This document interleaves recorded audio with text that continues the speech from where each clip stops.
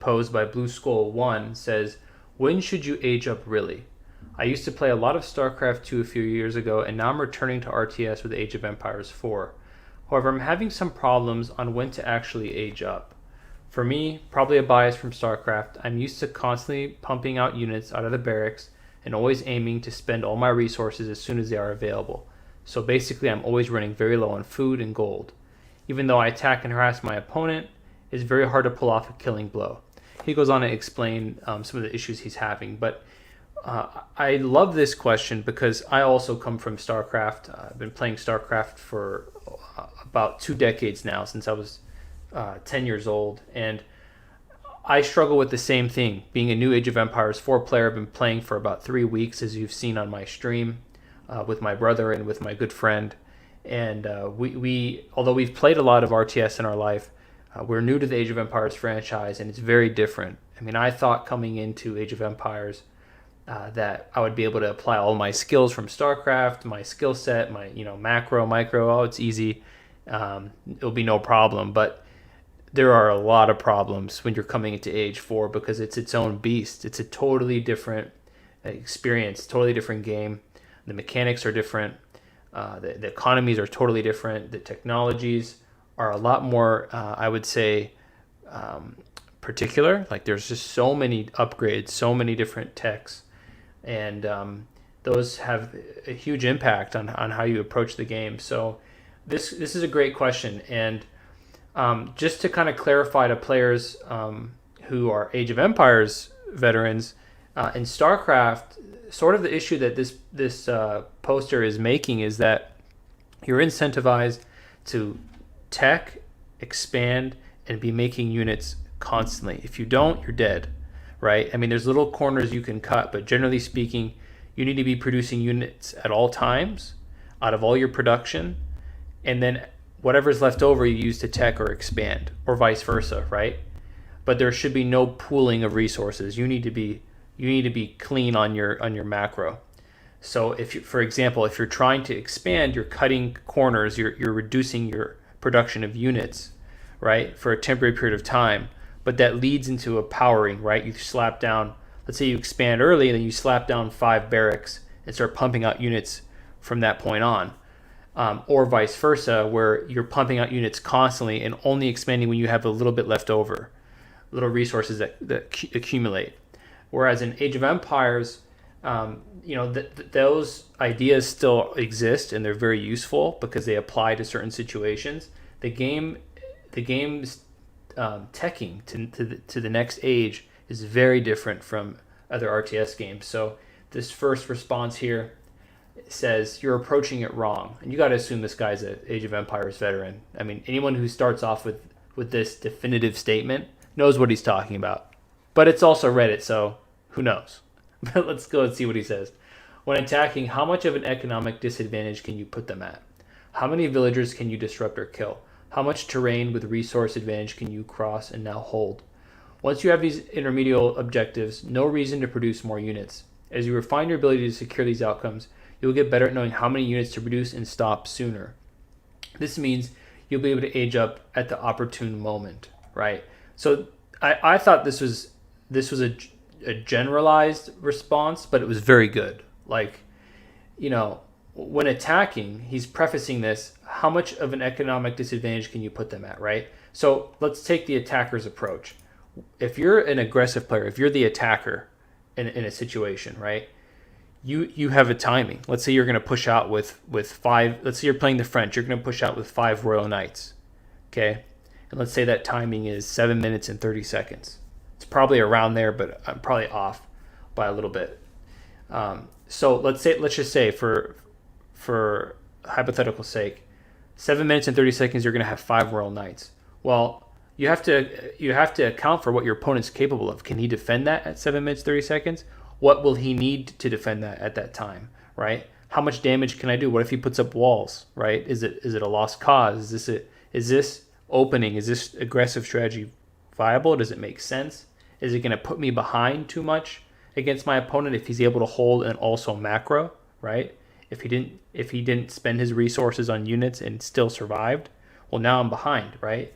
So How many villagers can you disrupt and kill? That's oftentimes the question, because the villager represents the economy, right? The more villagers a player has, generally speaking, the stronger economy he has, and therefore the stronger of a position he has. Um, how much terrain with resource advantage can you cross and now hold, right? So I think a big issue that Age of Empires players have, that or new players rather have, is that they're coming into the game with the mindset of, okay, I need to be producing units, I need to attack. But in Age of Empires, the adorable lettuce makes a really good point here, and he says that you need to play to the civ strengths, and you need to understand that civilizations, there's a defensive advantage baked into it, right? There's a huge defender's advantage in medieval warfare, and that's kind of what Age of Empires represents. Unlike other games like StarCraft, that it's the ball is oftentimes in the aggressor's court, and there's an ebb and flow. But in medieval warfare, there's technologies that are very, very hard countery, like rock paper scissors, right? The pikeman counters the horseman. The archer technically counters the horse archer, or even the swordman or the pikeman. So there's these hard counters, right? A wall is going to literally stop bowmen in their tracks. Bowmen are not going to get through a wall. You need cannons. You need battering rams, right? You need technologies to do that.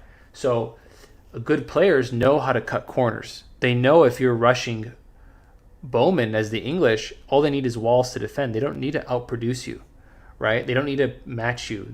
All they need to do is put up walls, buy themselves time, get ahead economically, and then they could crush your bowman army, because you don't have the economy to sustain an army value like they can, right?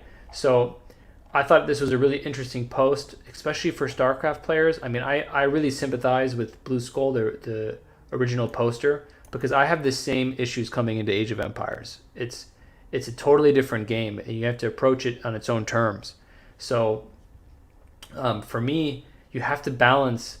I've had the issue of, okay, well, I want to be producing units out of 5 barracks and 3 archery ranges, but if that's going to stop me from teching, I need to do something with those units. I need to attack my opponent. I need to be all in, right? Because here's the thing: if you attack your opponent with a bunch of units that you've invested in early on and you do no damage, well, what was he doing? He was teching economically. He was getting ahead in other ways, and you spent all your time on a low age. Let's say you're on the feudal age, right? Age 2, and your attack fails miserably, and your opponent's able to defend with very small investments, a very small investment on his end. Well, what is he doing? What is he investing in? He's investing in Castle Age, and Castle Age crushes feudal age, right? Technically speaking.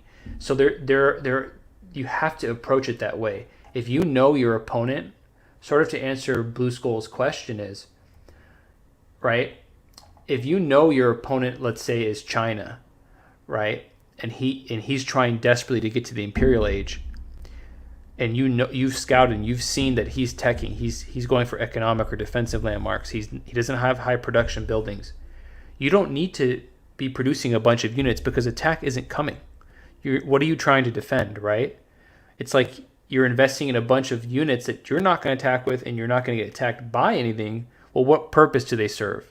Let's say you spent 1,000 food, 1,000 gold, and 1,000 wood on an army in the early game. Your opponent doesn't attack you, and you don't attack your opponent. Well, that 1,000 food, 1,000 gold, 1,000 wood could have been spent on literally teching to the next age, right? So, and then you could have built an army after that point.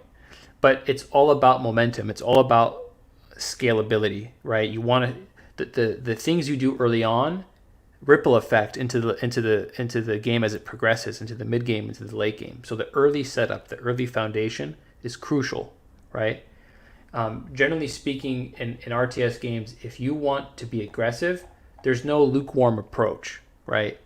You're either all in or you're not, and if you're not all in, oftentimes you can poke and prod as a front, right? As a kind of a facade. You're keeping your opponent back so you can expand in the background. You're trying to buy time, you're trying to harass him, and you're trying to occupy him. but it's a front. It's not really a big investment, right? If you want to do economic damage in Age of Empires 4, it's a totally different ballgame than StarCraft, because in StarCraft you need all you need is tier 1 units. The Marine, the Zergling, and the Zealot can do massive damage early on, tier 1. Whereas in Age of Empires, basic swordmen or basic pikemen, basic bowmen, they're not going to do much damage. The defender's advantage is there. The town center garrison can defend any of those units early on. Simple tower or walls can repel any early attack, right? The Abbasid do have the battering rams, which are fantastic early on. They make for some crisp timings, but without the battering ram, you're in a lot of trouble. So you have to really look at your timings in relation to your opponent, right? What is your opponent capable of?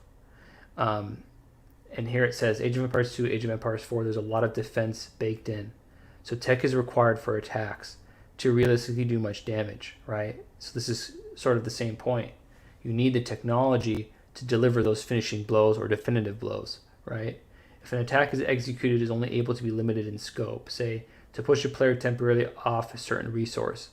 Also, teching and the power differential with each tier of tech makes it stronger to play economic in Age of Empires 4 than in StarCraft, arguably. I think this is a great point. And this is something that I'm learning now, is if an attack is executed, it is only able to be limited in scope, say to push a player off a certain resource.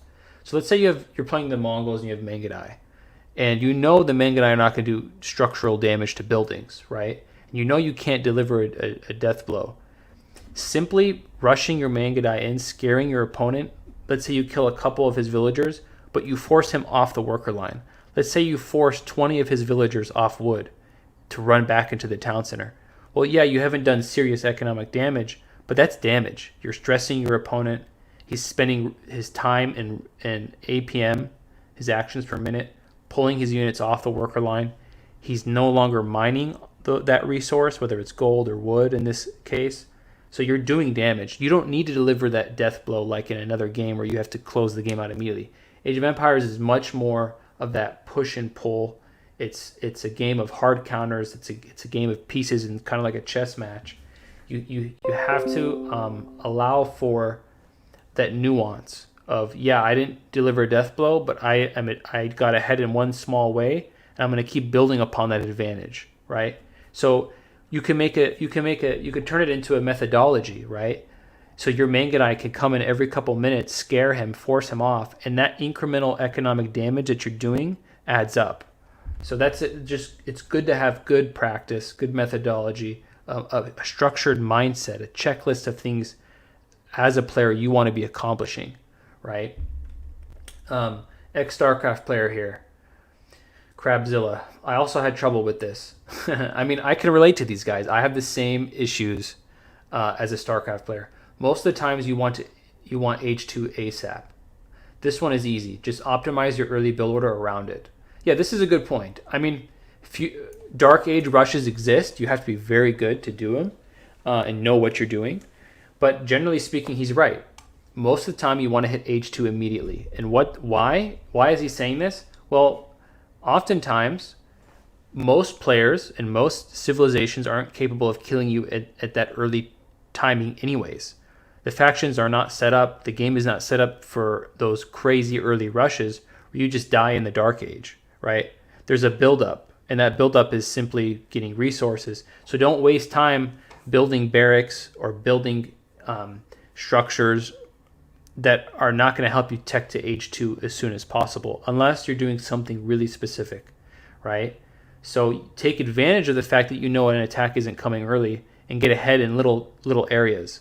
So one example of this is you can allocate to gold early and hit H2 really fast, or you can allocate to stone and wood early, get a town center ASAP as soon as possible before your opponent can attack you, and maybe before he's pivoted and made his own strategy to counter you, right? So you could sneak that town center in and then quickly build units or tech to the next age to make sure you don't just die to a counter attack or a timing attack if he sees an opportunity. So this is a good point. You want to hit H2 ASAP. For age 3, you will get a feel about it. Age 3 means unlocking siege and powerful units, adding lots of depth in your game. You will probably soon have a sense of when you will need these, because at a point it becomes mandatory, since current meta is about siege. Yeah, I mean, siege is extremely strong. I think Asi Drongo says that the technology of siege in medieval times is equivalent to Air Force technology in World War II. So age 4, though it's tricky, it's often put at a point where resources are flowing and it's rarely planned from the start. It's extremely expensive. You don't always want to go this late. I mean, it's a big investment. I think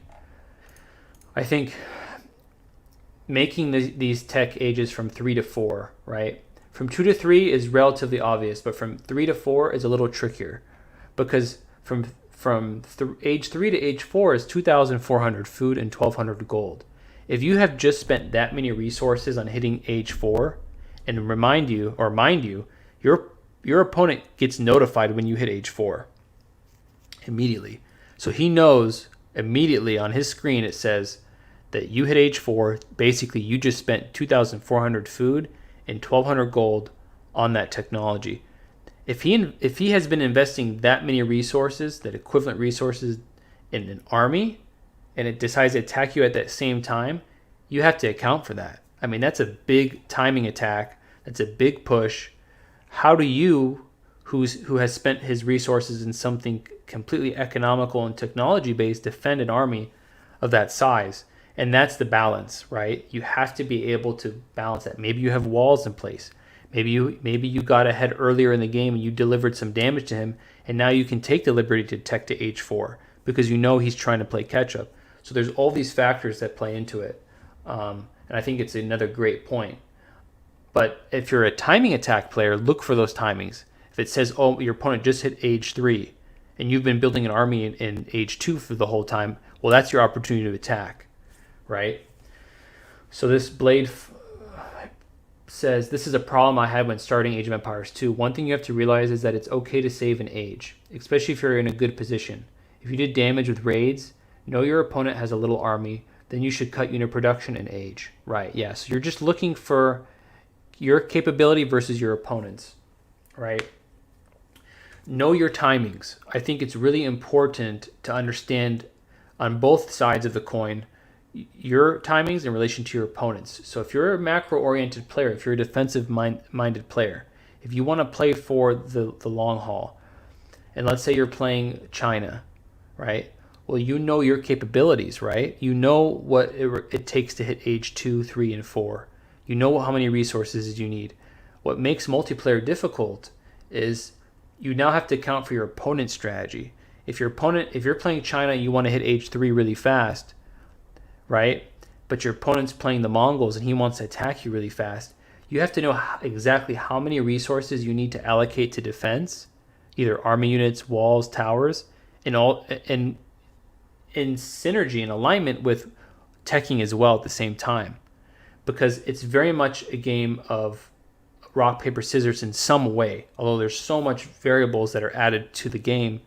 A macro player is paper and an aggro player is scissor. Well, scissor just counters paper unless you take the necessary precautions early on to kind of build around that macro and build around that defense so that you might not necessarily tech as quickly, but what you can do is get ahead of him.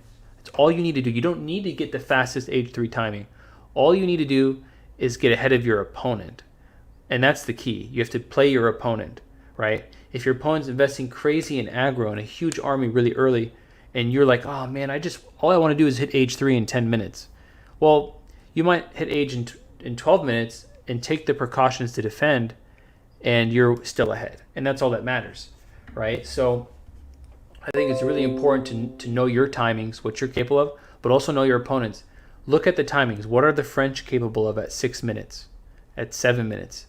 Maybe at 8 minutes they can have 6 Royal Knights out at that exact timing, right? So you know in your head when you look at the clock and it's 8 minutes, you need to have the defenses in place, either walls, towers, units, but you don't need to overcommit to units. You don't need, if you know your opponent can have let's say 5 royal knights in 6 minutes, right? Well, you don't need to slap down 4 barracks and pump out a bunch of spearmen to defend that, to waste resources on that. All you need, let's say, is a few. So just 1 barracks, 3 pikemen, then you stop and you continue teching, right? So you took the defensive precaution, and now you're getting ahead because he's pumping out units and you're defending with less and getting ahead in economy with more allocation. So that's the key. Look, this other player says, I'd say H2 ASAP, and then castle is generally doable around 10 to 11 minutes. I haven't looked at that timing, but it sounds about right. But overall, I just thought that this was a great post, a great discussion.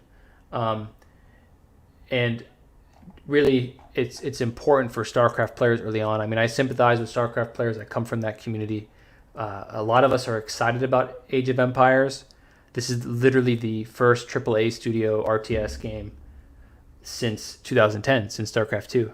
And I think this game is fantastic. I think Age of Empires 4 has a lot of potential. It's a tremendous game. But for new players, both StarCraft fans, veterans, and RTS fans alike, there's a difference with Age. It's a different beast, and it's an exciting game. I love it, and I'm excited to continue to learn and grow in Age of Empires. But there's definitely that interesting medieval aspect to it. There's that defender's advantage baked in, and you have to approach it that way. How much can I get away with? What am I capable of in terms of aggression? Is this a waste of investment early on or not? Because, not to beat a dead horse, I keep kind of talking in circles here, but if you want to be aggressive and you want to attack, it has to be definitive, right? You have to have a clear plan in this game, because armies that are just idle, sitting around and doing nothing can really be invested in economy and into resources, technologies that are going to help you get ahead of a lot farther. And that's what a lot of players make the mistake on. They don't understand what corners that they can cut, right? And so you have to know the factions, you have to know their capabilities, their timings, and understand where you are in relation to your opponent in the game. So scouting is crucial. It's not something that's easy, but over time, if you just have the good habits, it will serve you really well. So I hope this little discussion, this little dive into Age of Empires Reddit helped you learn something that I'm learning. And if you like this content, if you like these discussions, please let me know. If you'd like any discussion or concept to know about or to elaborate on, I'd be happy to do that. So go ahead and leave a comment in the channel, and like and subscribe, and expect more content for Age of Empires to come. Thank you.